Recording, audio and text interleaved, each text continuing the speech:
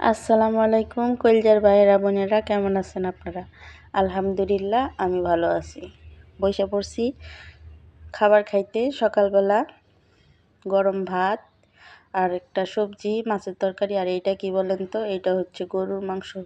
3-4 দিন ধরে বারবার জাল দিতে দিতে যে অবস্থাটা হয় না, মাংসের কোনো অস্তিত্বই থাকে না, থাকে খালি এরকম সুতা সুতা জোড়া জোড়া, বলতে পারেন জোড়া মাংস।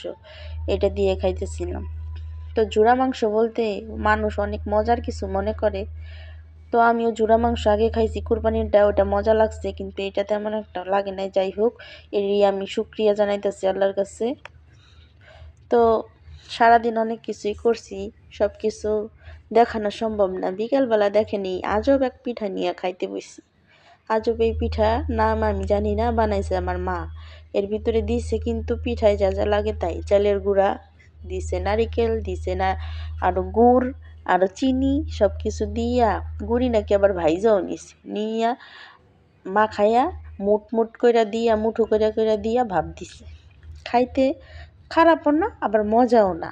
বেশি একটা খাওয়া যায় না, অল্প একটু খাইলে আর খাইতে ইচ্ছা করে না। আবার ওই গুড় নারকেল দেওয়াতে একটু ভাপা পিঠার টাইপের একটা স্বাদও লাগে, কিন্তু বেশি খাইতে ভালো লাগে না। যাই হোক, এই আশ্চর্য পিঠা আমি একলা খামু? আমি ভাবলাম যে আমার ছেলেকেও একটু খাওয়াই দিই। আমার ছেলেরা মুখ ঘুরায় রাখছে। এই যে দেখেন পিঠার চেহারা এরকম। এটা কিন্তু যে মেরা পিঠা বলে সেই পিঠার না। তো ওই পিঠা খাইয়া আমার কিছুই হয় নাই, খাইতেও ভাল লাগে নাই তেমন একটা। আমি মনটা চাইতেছে কি পেটটা ভইরা ঝাল ঝাল কিছু খাই, কিন্তু ভাত না। তাহলে কি খাওয়া যায় বলেন তো? তার জন্য রান্নাঘরে আইসা শুরু করে দিলাম কুটাকুটি। কাইটা নিছি সবজি। সবজির মধ্যে হইল গিয়া ফুলকপি আছে, সিম আছে, আলু আছে, ঘরে এই কটা সবজি আছে। আর আছে বেগুন। বেগুন আমার পছন্দ হইলো না এটার মধ্যে দেওয়ার লেগিয়া, তাই বেগুনরে বাদ দিছি। দিয়া এগুলারে সিদ্ধ করছি, হালকা একটু হলুদ আর লবণ দিয়া সিদ্ধ করে নিছি। নিয়ে এখন পেঁয়াজ মরিচ তেলে ভাইজা এটার ভিতরে এই সবজিগুলাও ভাইজা নিলাম। নিয়ে বুঝতে পারছেন কি আমি কি রান্না করার কথা বলতেছি? আমি কিন্তু সকাল হোক, দুপুর হোক, আর বিকাল হোক, যে কোনো টাইমে নুডলস খাইতে খুব ভালোবাসি, বুঝছেন? নুডলস খাওয়ার জন্য আমার কোনো রিজন লাগে না, ক্ষুধা লাগারও প্রয়োজন হয় না।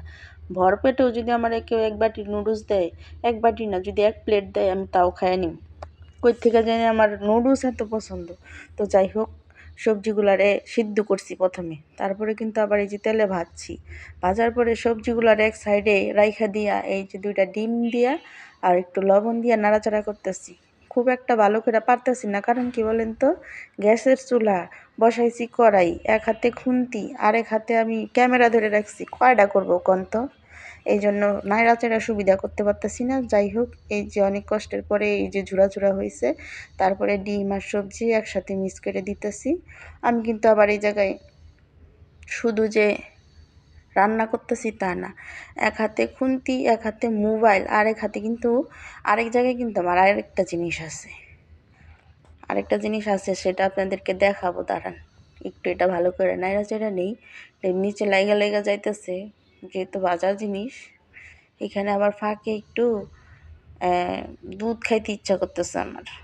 রান্নাঘরে আইসা দুধ খাইতে ইচ্ছা করতেছে, বলো ছেলেরে দিয়া আনাইয়া এই যে দেখেন চকলেট দুধটা আবার মুখে খাইতেছি। এদিকে মুখে খাবার, এদিকে এই যে নুডলসটা দিয়ে দিলাম।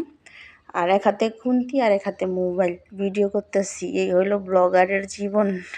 আর আমার বাচ্চাগুলো এখন নাই বাসায়, ওরা খালাগো বাসায় গেছে দোতলায়, তাই আমি একটু পারতেছি, নাইলে ওরা বৈশা আমারে ঝাঁকাইতো, আমার জামা ধরে টানতো, কি যে করতো। বড় ছেলেরা ডাইকে নিয়ে এসেছি, ওটিভি দেখতেছিল। কি রে নুডলস কি তুই খাবি না? তাহলে তুই একটু আমার ভিডিও করে দিস নাকি। ওর হাতে মোবাইলটা ধরাই দিয়া, ও তো খালি কাঁপে, ওর হাতে মোবাইল ধরাই দিয়া এই যে আমি একটু জুইত মতন নাড়াচাড়া দিলাম। নাড়াচাড়া বেশি ভালো করে দিতে পারতেছিলাম না তখন, তো নাড়াচাড়া দিয়া এই যে নিয়ে এসি। দেখেন আমার নুডলস রান্না করাটা কেমন হয়েছে। নুডলস তো সবাই রাঁধতে পারেন। আজকের ভিডিওটা এই পর্যন্ত। আল্লাহ হাফেজ।